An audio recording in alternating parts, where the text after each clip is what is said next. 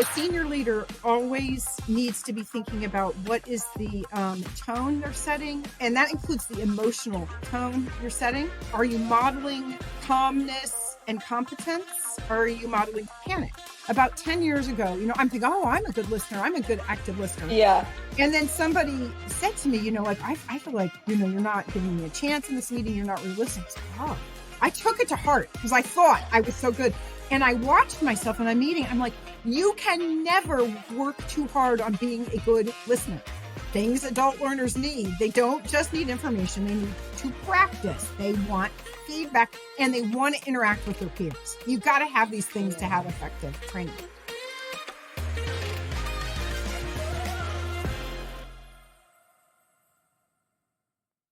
Hello, and welcome, our dear listeners, to my podcast, Love People Technology Learning. And I'm your host, Tamara, CEO, LNCI. Joining us is the remarkable Kirstin Austin, the Chief Learning Officer at the Internal Revenue Service. Yes, that's IRS. Kirstin is a powerhouse of strategic vision and heartfelt leadership with an incredible journey that spans over 2 decades across pivotal government agencies like the Department of Homeland Security, the Government Accountability Office, and the Department of Defense. Kirstin, welcome to the show. It's such an honor to have you with us today. Hello. Hello, and thank you for inviting me. I'm delighted to be here, and I'm looking forward to having this conversation and sharing anything I have to offer to your wonderful audience. Yes, thank you so much. And always my first question is for my guests, my really unique guests, about career path, about your career journey. Tell us your story, because I know it's really wonderful. Tell us how it be to be Kirstin. Yeah. Well, I actually had an internship in the area of learning and development and performance improvement in the workplace. I did an internship when I was an undergraduate, and I was interested in the field. So I entered that field and got a master's degree in human resource development. I worked in private industry 20 or so years, but I was really feeling a call to have a mission that was bigger than me. That was something where I really felt like I was contributing to the greater good. And I have a family tradition of public service. And so I thought about how my dad used to talk about his work in public service, or I knew my grandmother had come from a farm in Michigan to work for the federal government, and about how she would talk about it, my granddad. And so I thought, I really want to give this a try. So I joined federal service, I think it's about 17 years ago, and I have not been sorry for a second, because the mission is so compelling. We are all doing something in the service of the American taxpayer, to execute the programs that, Congress has funded and the executive branch has signed off on, and we're here to serve. And what a wonderful thing to be part of. So my career, of course, has been in primarily human resource development, organizational performance improvement. So once I came to the government, I was for a while in the Department of Defense at the headquarters level, worked on some exciting programs there, to some new programs for public servants who work in security professions. And then I went to the Department of Homeland Security, where I became the Deputy Chief Learning and Engagement Officer. They had a very clever approach at that point, where they combined employee engagement and experience efforts with the learning. And then I went to Government Accountability Office to be the Chief Learning Officer, and then to IRS. So that's kind of my motivations and my journey in a nutshell. And I love what you mentioned. It's the mission, it's a more than mission, and it's a high level when we do the people lives better. It's something really unique, and I appreciate for you sharing your career journey, because I think it's a big motivation for all the people who are in the learning and development field. Yes, and I really love it. And I know that's you are working in a like the biggest organization in the United States. As the chief learning officer at the IRS, how do you align your learning and development initiatives with the, our reaching mission of such a large government organization? Because really large government organization, can you share? Yeah, and I'll start with a plug for the Internal Revenue Service, IRS. We're part of the Department of Treasury. We reduced the wait time for a customer service call from like an hour and an hour and a half to 5 minutes. And that's because of our hiring and because of our learning and development. And if you're interested in government service, please check out, go online and type in USA Jobs. And you can, if you're inspired to do public service based on this. So that said, what do we do? Large organization, diverse types of things that IRS has to provide service on or enforcement on. So how do we align our efforts? The number one thing, of course, is to listen to your internal customer. So we have business units. Obviously, we have major tax business units. They're focused on different things.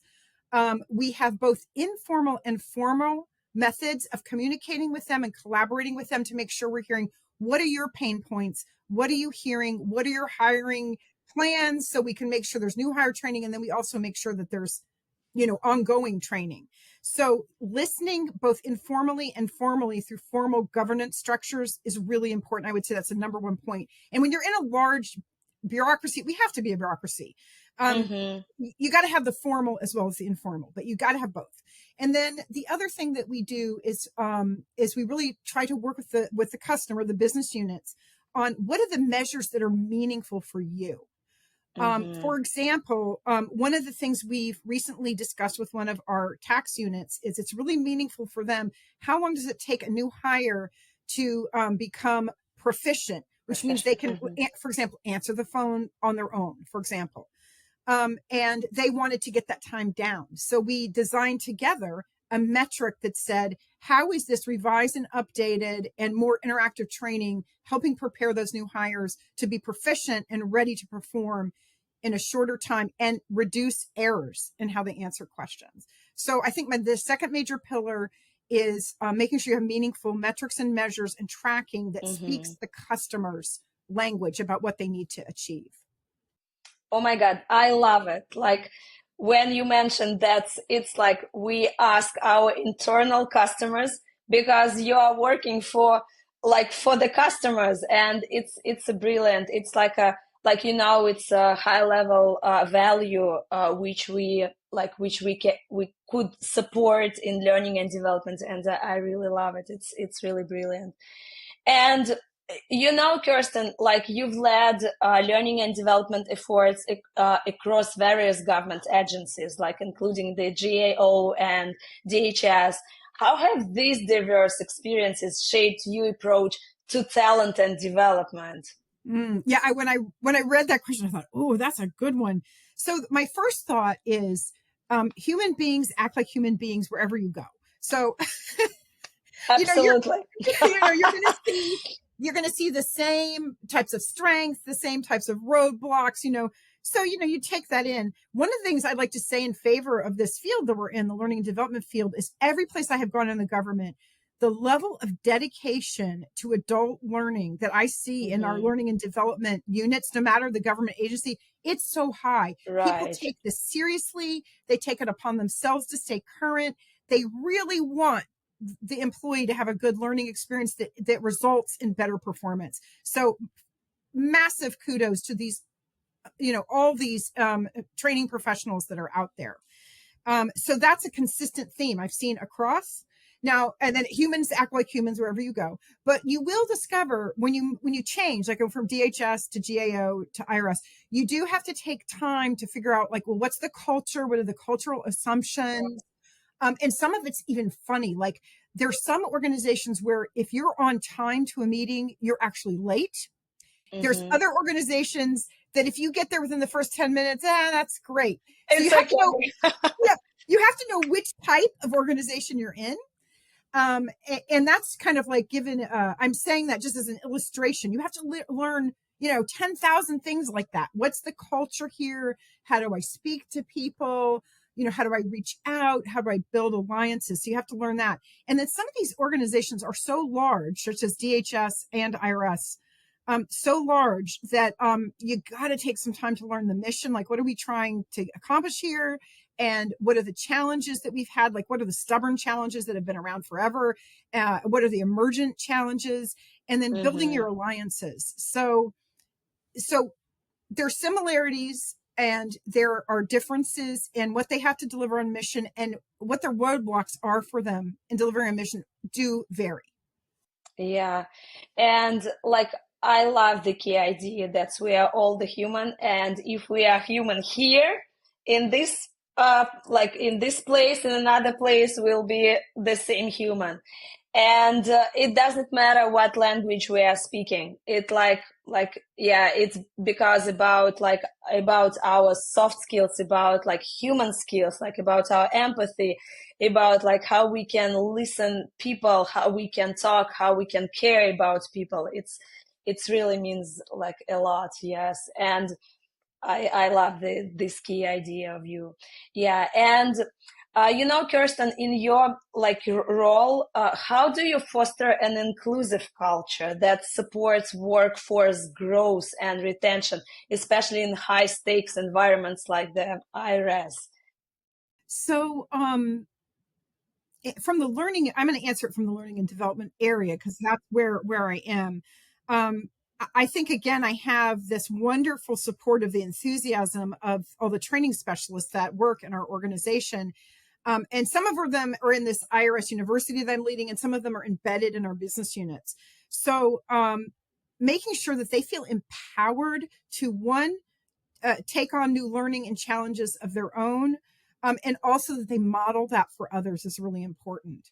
On a micro level, so like, how do I encourage inclusion in a smaller group, like the groups I work with every day, which could vary, is that listening is so important. I cannot tell you, I'll tell you a story.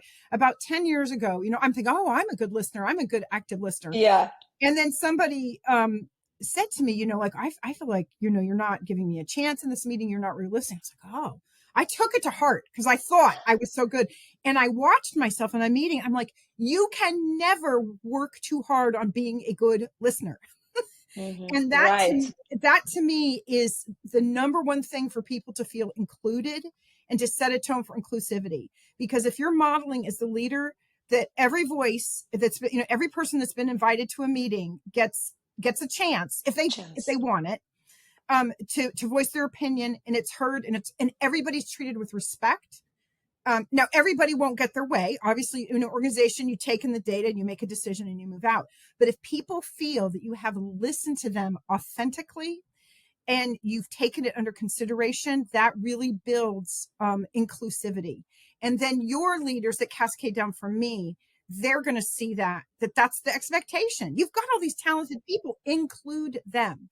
But people feeling like they have also a chance to develop creates feelings of inclusion. So we recently launched a career development portal. And what it is that it's for the individual employee. It's not like, how do we get you ready to perform your job, or how do we improve you on your job? It's like, what are you interested in? And and they can go to this portal, they can take competency assessments if they elect to, they can create an individual development plan, they can get counseling from a career counselor, because IRS is large. Say you came in one field and you want to go to another, you can get counseling on how to do that. If employees feel like I am being seen as an individual with my own desires and goals and dreams, they will feel more included and they will give their extra effort. And so we just launched this over the summer. So we're really excited to see what kind of engagement we can get with it and if it moves the needle on some of these things. So those are some of my major thoughts in that area. Yeah. And you told about how we listen and about your experience that you thought that you are a great listener, but like not all this, like all the situations, what happened. For me, it was the same when I started my certification in coaching, I started to understand what does it mean to be a listener, just like ask the question and listen and stop talking. And it was so hard for me to stop talking. And I remember in coaching, like it's a key idea of the coaching that the answer will come from your partner or colleague or employee or like your friend, family, like, yeah, because they know the answer. Be sure that the answer will come. Mm-hmm. Just wait. And oh my God, I remember my feelings like, like need to wait. Okay. Like 10 seconds, 30 seconds. Okay, hold on, wait. The Wait. answer will come. Like, Yeah, it's really true. absolutely. That's really It's great. really I'm so glad we both had a similar experience, because what I discovered too, for me, it was that I would listen like this much and then I just want to drive to a decision, which, you know, of course, that's why you're the leader, because you'll make a decision and move out. But sometimes right. you're driving too fast. I was driving too fast. And then people they didn't feel included. They didn't feel heard. So Right.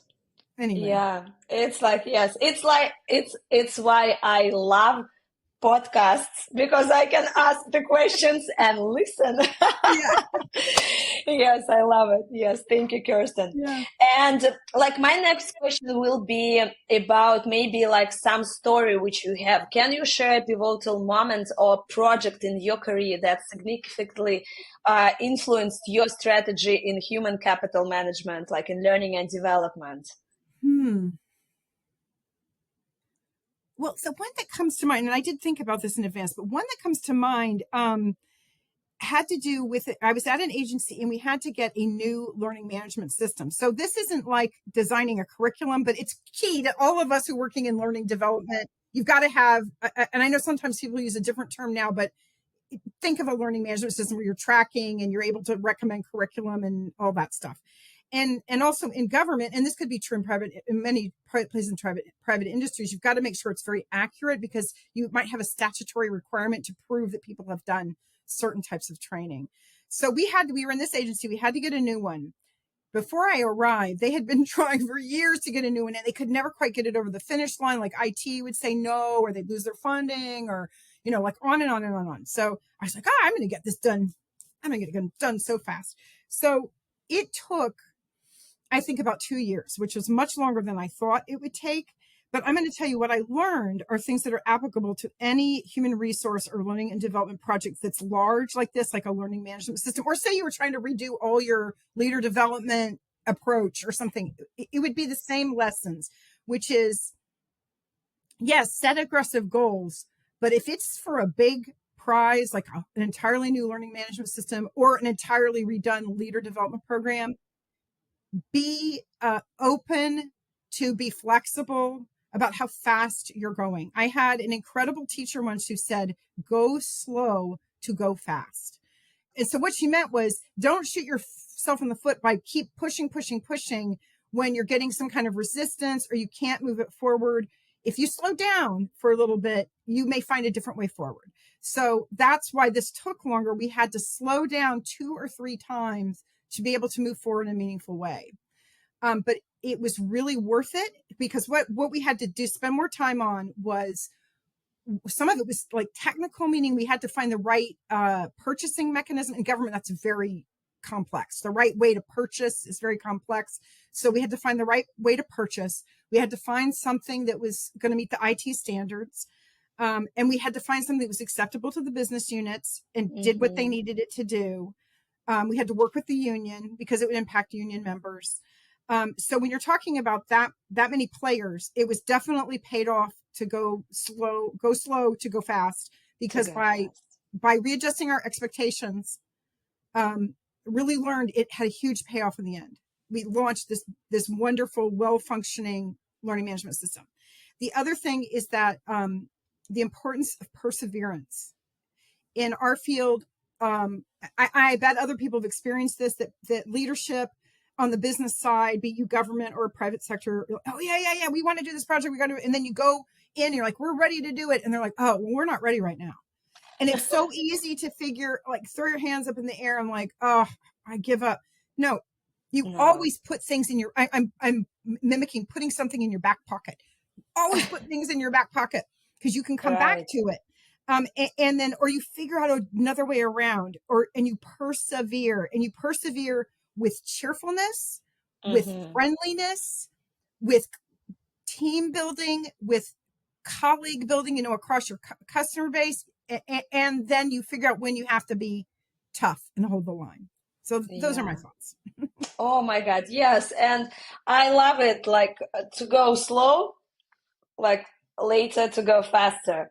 Yes. It's really key idea. I think like maybe several weeks ago, I talked to my therapist about that, about my life, because yes, I'm really a person who is so fast, like always, and always need to say for yourself, like, hold on, stay, like, wait, and like, yeah, like, to recharge, or like to get something new, like, yeah, it's really important. Yes, and thank you for sharing.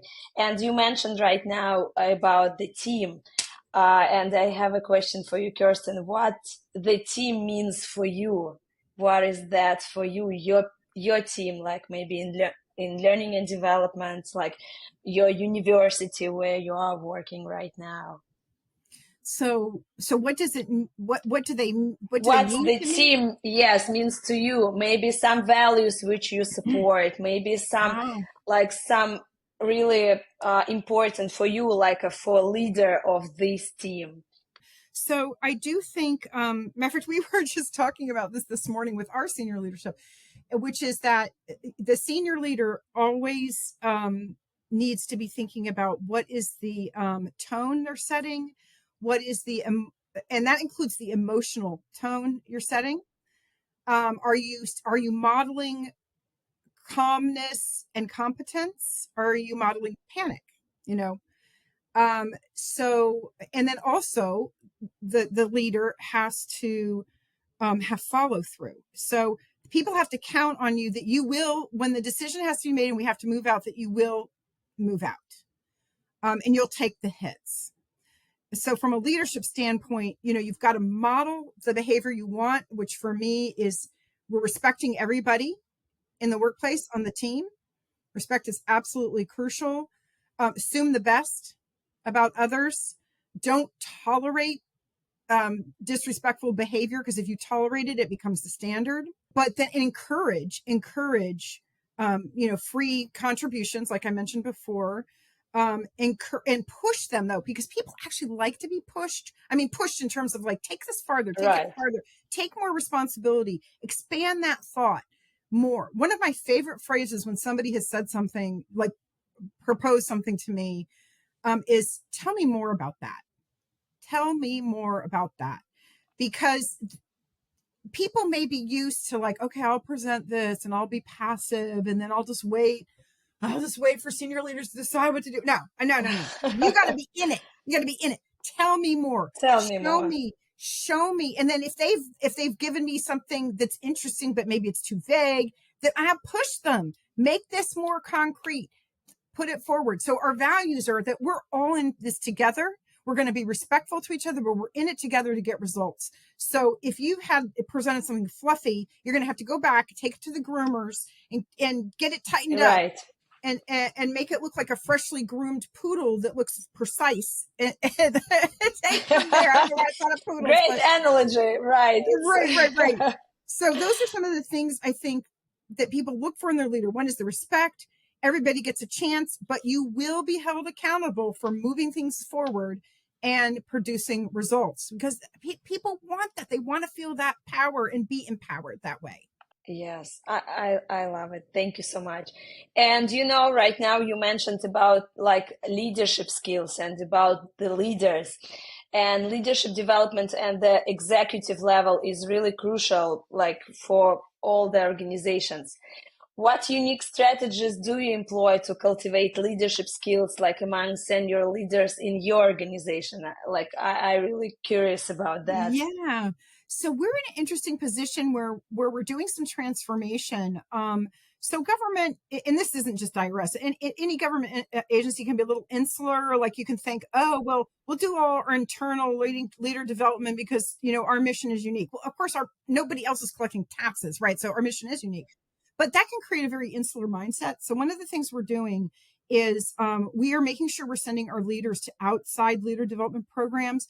One of the first goals we have is one, to get them in leader development programs with other government leaders so they can see that every government agency is not the same, or they can see or they see that other people share their same problems.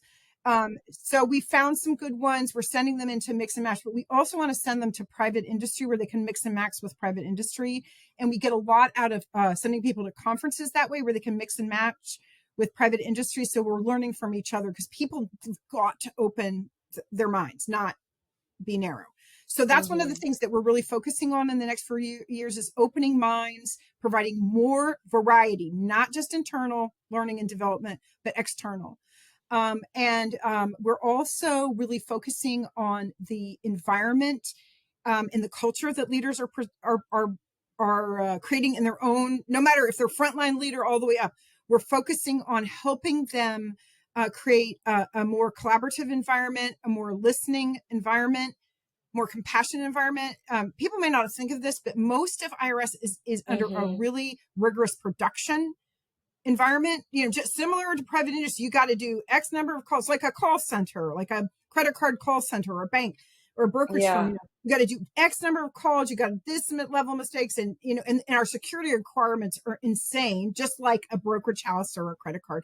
Same. So, but if you only focus on the production environment with leadership, as we all know, if you treat people only like a cog, they won't give you that extra effort because they're like, they don't care about me. They don't care about me. So that's what we're working on now. It's not just production. You got to think about those are individual employees. Let them use the leaders. Let them use that career development portal.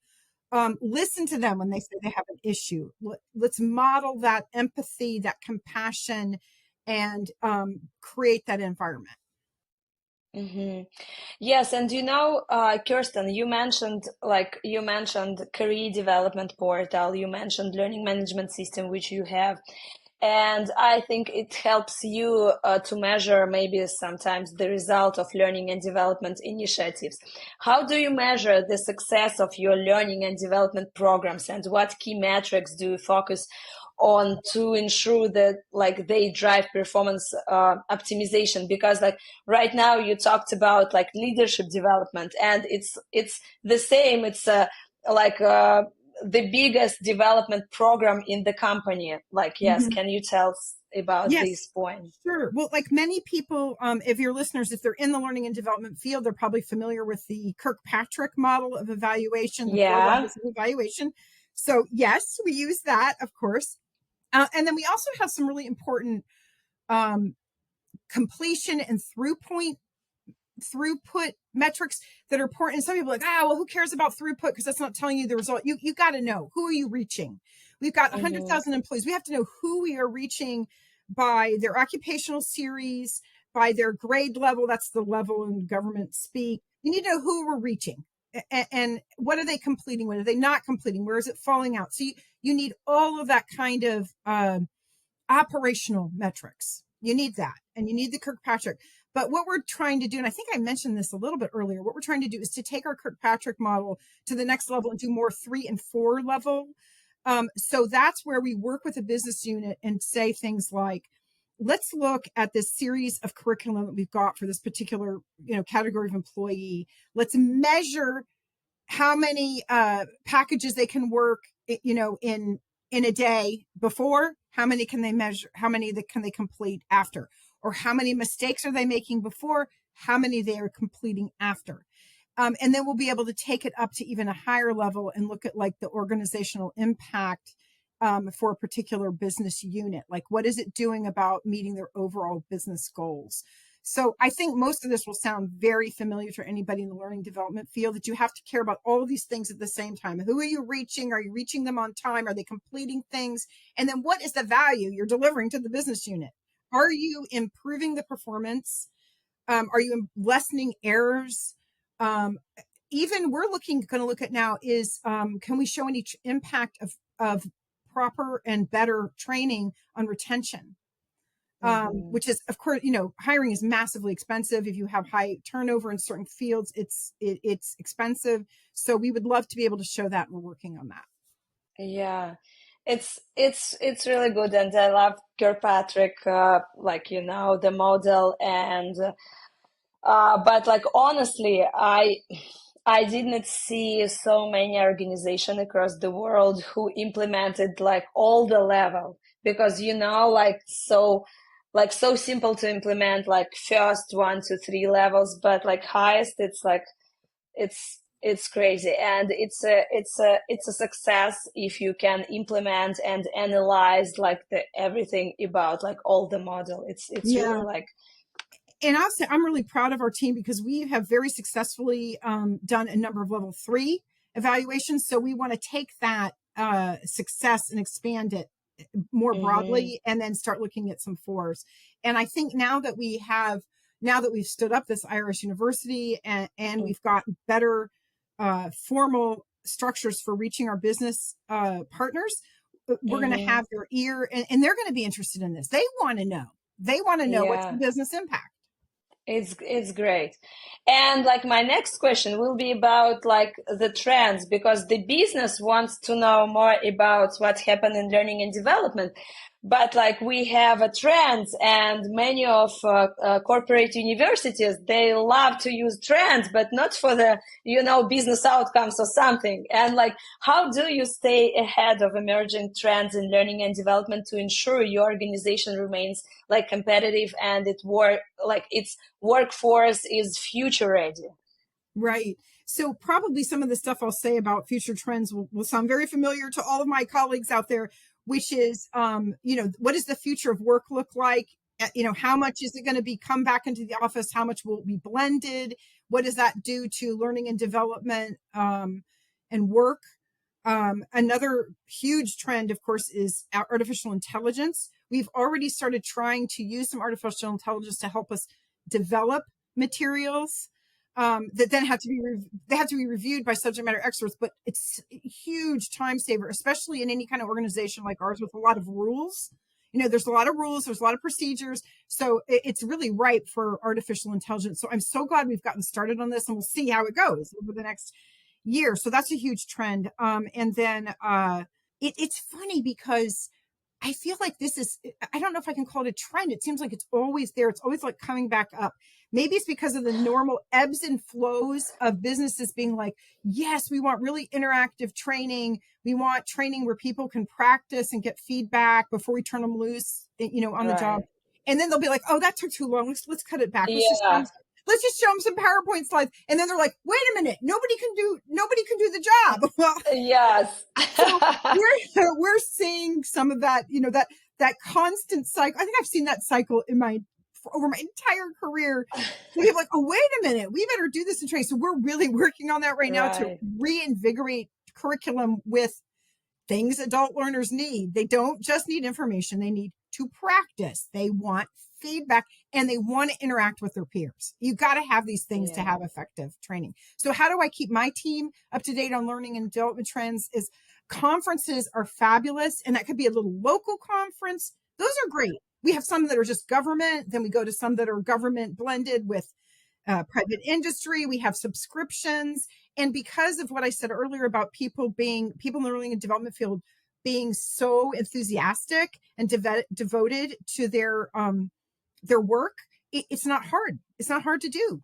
People take it upon themselves to stay current.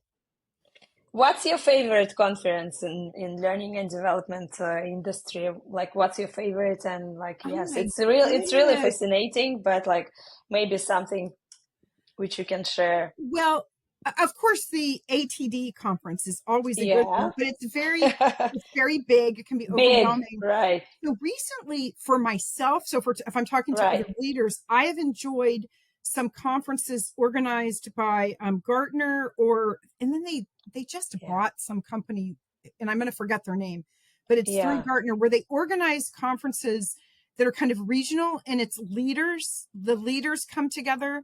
And right.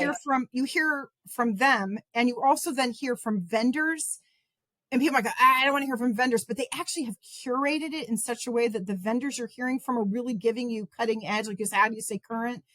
So I have found for myself at my leadership level, those to be the most valuable, are those curated regional conferences. Yes, and like like smaller, like because so close connection, and you can share your thoughts with colleagues all over the states, sometimes yes, all over the world. But like yes, if it's small, yes, it's the same for me, because like yes, ATD is like so huge, like yes, the biggest one. And if you want to analyze some kind of vendors from all over the world in learning and Yeah, development, ATD is the best one. But right. like if you want a close connection, of course, Yeah. like yes, I love so private Yeah. conferences, and like I totally Yeah. agree. Yeah, and if you're sending your team, some of those bigger ones are good. And I have to say, as a government employee, I'm not endorsing any conference over another one. Yeah. I'm sharing my personal experience. Yes, it's great. And maybe my last professional question to you will be about like looking ahead, what do you believe will be the most significant shifts in the learning and development landscape over the, okay, not next 5 years because AI is so fast.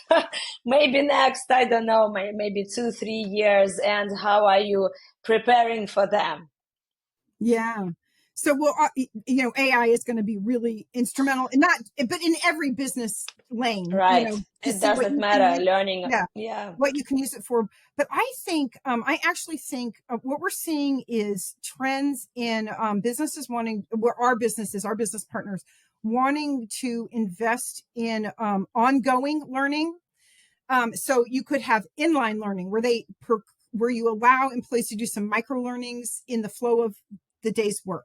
That, I mean, I know that's been around for a while, but I've seen an uptick in interest, and then I've seen an uptick in interest in forming cohort groups, learning cohort groups, where say they come, maybe you spend the money, you bring people together in person, for a week or something, and they all meet each other, they go over some core curriculum discussions, all the things you would do in person. But then you don't just drop it there, you keep them as a cohort even for a year, and you bring them back together. And when you bring them back together, it can be virtual, that's okay, they've met each other now, virtual. They discuss an article, they watch a clip and they discuss it, or people make a presentation. Those cohort groups, that to me is where we're going to see how you push forward on a difficult problem. Uh-huh. We all know how to design and develop some good technical training to make sure people know how to learn a new skill, and we Yeah. got to do that. It's the bread and butter. But how do you solve the difficult problems in an organization? You have to pay attention to people longer than one training session, and by forming a cohort group, you're forming those bonds, and that's how you move the needle. If you want to address your culture, or Hmm. the wild things going on in the market or whatever, I think there's a lot of future in cohort groups, cohort learning. Yes. Thank you so much. And right now it's the time to talk like about your personality, because all the my guests really unique people, and I know it, and I appreciate that's like you are here. And I want to ask something like about you, because people from learning and development field are really so interesting. And like Kirstin, outside of your impressive career in learning and development, what hobbies or activities bring you the most joy and relaxation? So I love taking walks in nature. I have a dog, and my husband and I always fit in nice long walks in nature. We have some beautiful parks near where I am, so that's really important to me. And many people talk about the benefits of walking both mentally and physically. It's a good overall exercise, and then it clears your head. And then I love to go to gardens and look at flowers. You can see my flowers back here. Yes, I love And and, it. and so we're lucky. We live in an area where there's a lot of very beautiful, gardens with outdoor gardens and incredible conservatories. I love to go to those. And I love to read. I love audiobooks. If I can't, actually read a book, that's great. I'll share that I have dyslexia. So sometimes reading on print is like, if I'm tired, it's like I can't do it. So the audiobooks, love it, because I love literature. And of course, and I have 2 grown children. So of course, hearing from them or visiting with them is wonderful. Yes, I love walking like the same way, and I need to walk like every day for 1 hour, and it's like usual my my routine. But I live in South Florida in Fort Lauderdale. It's like the weather sometimes is so crazy. But Oh, like I try to walk around and but we live near the ocean and it's oh, another, beautiful. yeah, it's another nature. It's like a little different, like, but Yeah, I love to walk around the ocean and ocean side and like, yes, but it's the same. I love it. yeah. And I'm a big fan of literature. It's my next question. What book has had the most significant impact on your personal life and why? Maybe like you'll share your story, Oh my gosh, your that is a favorite book. really hard question because there's so many books I love. My Yes. undergraduate degree was in literature. So, but I thought about, okay, you got to have some kind of answer. So I'm going to go back to my theme about like humans are humans wherever you go. Hmm. So one of my favorite authors is Charles Dickens, because of the way he describes humanity. And he's so incredibly observant, and the way he'll describe each and every character, and it's like he values each and every character, even if he's making fun of them, he still values them. So, and then in the situations, I mean, he's writing these things 180 years ago, whatever it was, but it's so recognizable. And it's so like just the things that humans have to go through. So I would offer, I'm currently reading Little Dorrit, which I had not, I don't know why I never got to that one, but I will, since the listeners here are going to work in business, he made up this office, and he describes it. It's called the Office of Circumlocution. No, Circumlocution. The Office of Uh-huh. Circumlocution. And the purpose of the Office of Circumlocution, it's a government bureau, is to take everybody's good ideas and figure out why they should not be done. And it's the funniest thing. Ah. Describing a government bureaucracy. I think it's so funny. It's so true. And you think, see, humans are humans over Yeah. 170, 180 years. Exactly the same. Yes. Oh my God.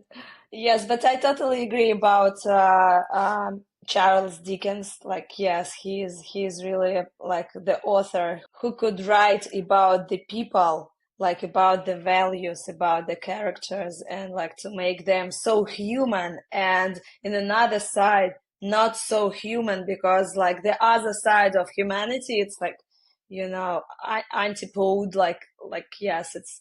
Yes, he's really brilliant on them, and like I love English literature too. And yeah, it's thank you for mentioning it. It's yeah, and like reflecting on your journey, what is one piece of advice you would give to your younger self, starting out in their maybe career field, maybe your like yes, like learning and development field?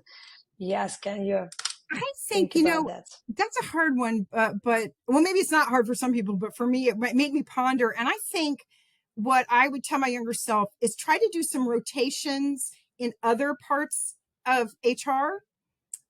So I did spend time in workforce planning. I've worked in that area, Yeah, workforce planning. I've worked in organizational development. I've worked in employee engagement and experience, but I right. never had a chance to work like in recruiting or labor relations. And I've also worked in performance management, but that was in private sector, so government's a whole different Uh-huh. thing. But I that's what I would tell my earlier self is like do a meaningful rotation in some of these others like recruiting, labor relations, just to fill out the whole Try to all the pieces like from of this puzzle. of Yeah. HR, because like anytime you can broaden your perspective is good. Yes, yes. And I love this question, and because I know that people should celebrate their success, and it depends on people. How do you celebrate your successes, both big and small, and why is this important to you?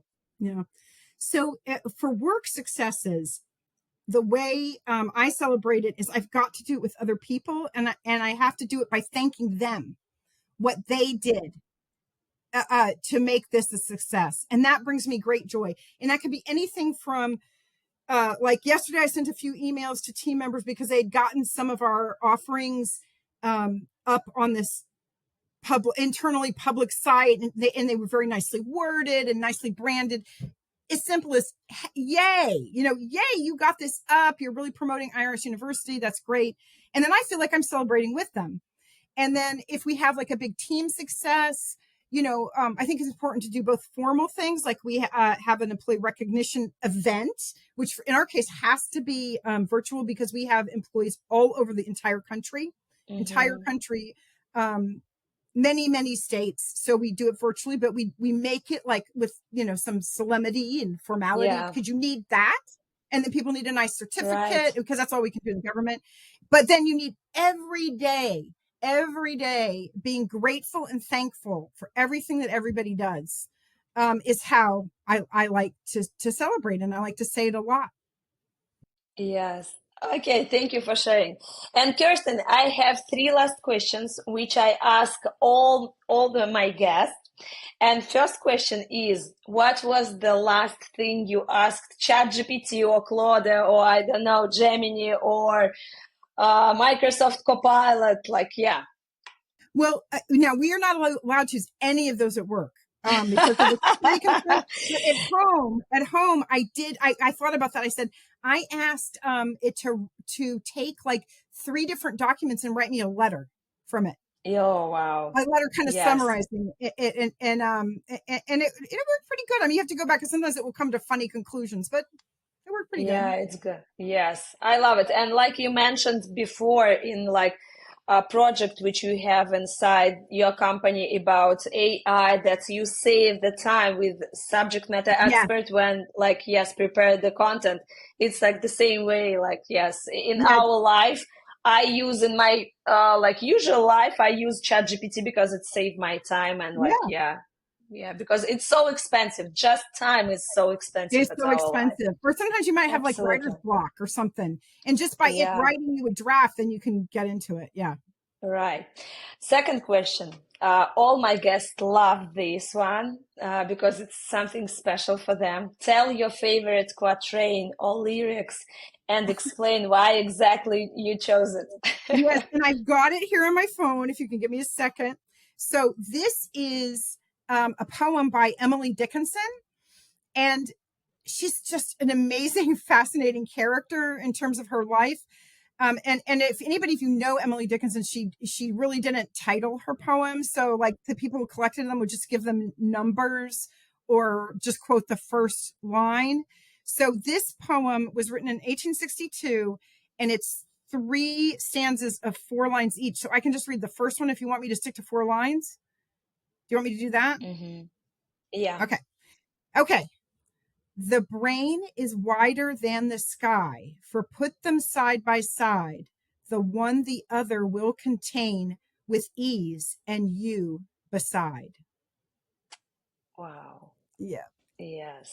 And the reason I love it is because she takes something so common and simple. Think about your brain or the sky. We look at the sky Simple. every day, makes that comparison, and then makes a profound statement about humanity. What is the imagination we are capable of? Absolutely. Your brain holds all of the sky. It holds your neighbor. It holds your own personality. It holds the universe, and it's possible in the human brain and the way we were created to do amazing things. So that's why it means something to me. Yes, and it's so simple. It's like remaining us, like it's so simple to be human and to be like in the morning every day and like yes, feel so good about that. Yes. Thank you for sharing. Thank you, Kirsten. And my last question will be ask the next guest on my podcast. Here's how it goes. Every guest gets to throw a question at the next guest. I believe that it adds a unique touch, allowing the previous guest to pose a question to the next one. Sandra Langlin was my wonderful guest, and she passed on her question to you.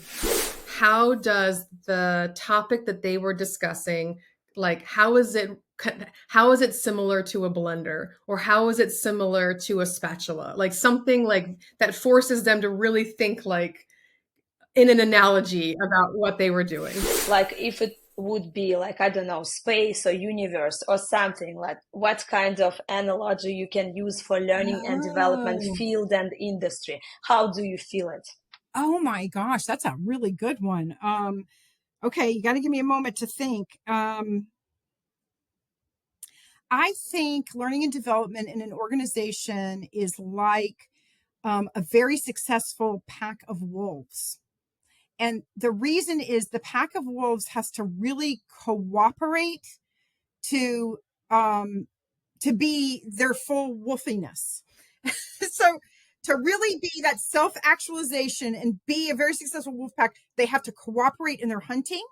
They cooperate in raising the young. They cooperate in, they play. They cooperate in protecting each other.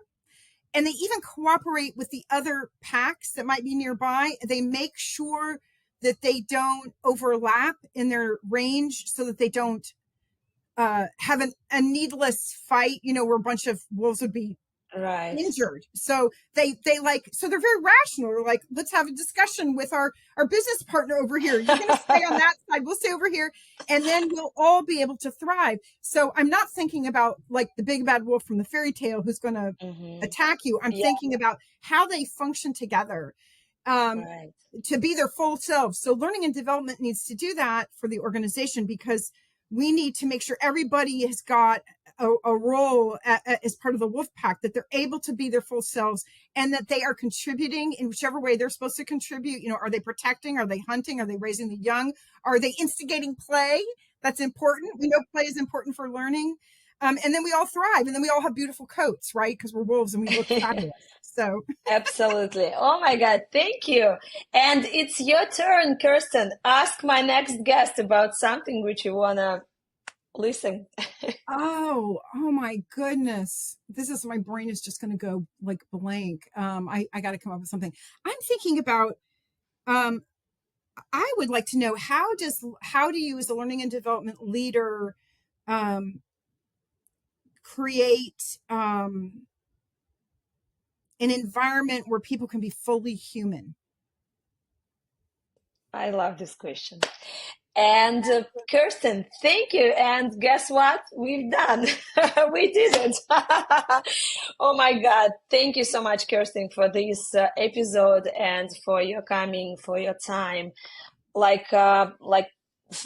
Really, like I mentioned, like just time is so expensive. And for me, it's so like such a honor to be with you today. Yes. Thank you. Oh, well, thank you. And I'm honored that you asked me. And I should let your listeners know that she had to persevere with me. I mentioned perseverance, getting through the clearance process so I could do it. But thank you for being patient and persevering, because it was an honor to be here and be able to share my thoughts. And thank you for these great, provocative in the good way questions. Yes. So that thank you. Yeah. Yes, and to all of my listeners, for everyone, thank you for coming. And if you enjoyed today's episode, please consider subscribing to our YouTube channel, where we release new episodes every Tuesday featuring exciting guests who are shaping the future of the field. Until next time, I'm your host, Tamara Kacharova. Take care and have a wonderful day. Bye.